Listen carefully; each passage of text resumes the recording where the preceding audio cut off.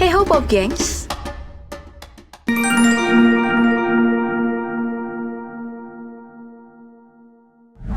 Kamu gatal? Maksudnya kulit kepalamu kegatalan. Coba deh periksa rambutmu. Jangan sampai ada kutu. Karena bisa jadi itu berarti ada kutu menghisap darah dari kulit kepalamu. Untung ukurannya cuma seupil gitu. Nasibmu mungkin seperti buaya ini jika ukurannya besar. Tidak hanya kulit kepala. Seluruh tubuh buaya ini dihisap sampai tembus begitu. Ih, ngeri kan? Tapi tunggu, ini kutu apa ya? Kok sebesar itu? Dan berada di lautan. Mari kita menyelam ke lautan terdalam. Berjumpa dan melihat lebih dekat dengan kutu laut raksasa ini. Jangan ngilu ya. Oke, kita sekarang berada di 170 hingga 2140 meter.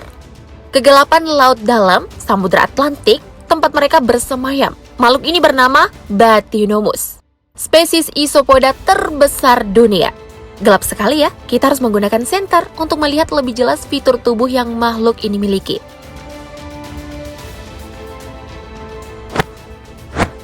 Ukurannya bisa dari 19 hingga 36 cm dan bobotnya sampai 1,7 kg. Dan yang paling besar, ukurannya lebih panjang dari tubuh bayi yang baru lahir atau sekitar 76 cm.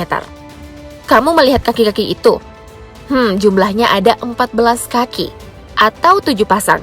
Dan sepasangnya digunakan untuk makanan keempat set rahangnya. Lalu ini adalah 2 antena. Dan cangkang luarnya pun keras, karena mereka memang saudara sepupuan dengan udang dan kepiting. Tapi jauh lebih jago dari udang. Tubuhnya tidak hanya bisa melengkung, tapi juga bisa menggulung seperti bola. Itu adalah mode pertahanan mereka. Digulung seperti itu agar bagian bawah tubuhnya yang rentan terhindar dari serangan predator.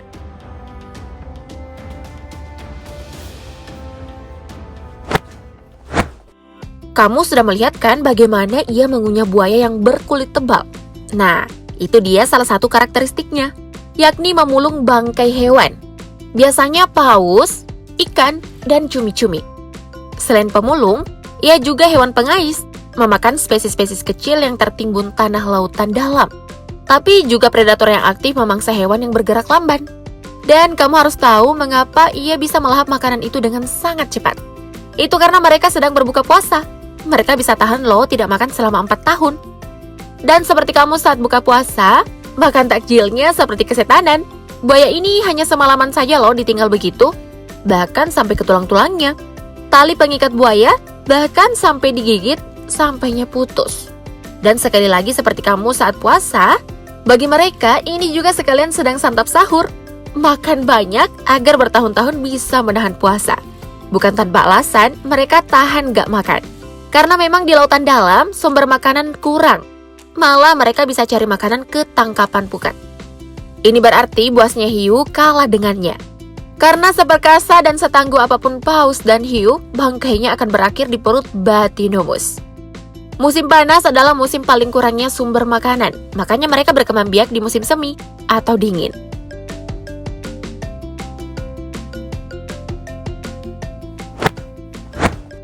Meski kutu, kamu harus tahu bahwa betinanya juga mengembangkan organ kantong seperti kanguru. Tempat 20-30 telur-telurnya disimpan sampai usia muda. Dan kutu muda ini tidak dalam bentuk larva seperti hewan yang lahir dari telur lainnya. Itu sebagai adaptasinya menghindari predator. Usia muda kutu langsung berbentuk sempurna seperti dewasanya. Hanya saja ukurannya lebih kecil, yakni 6 cm. Dan sementara mengandung, induknya akan berpuasa dan menguburkan diri untuk mengurangi energi dan menghindari predator.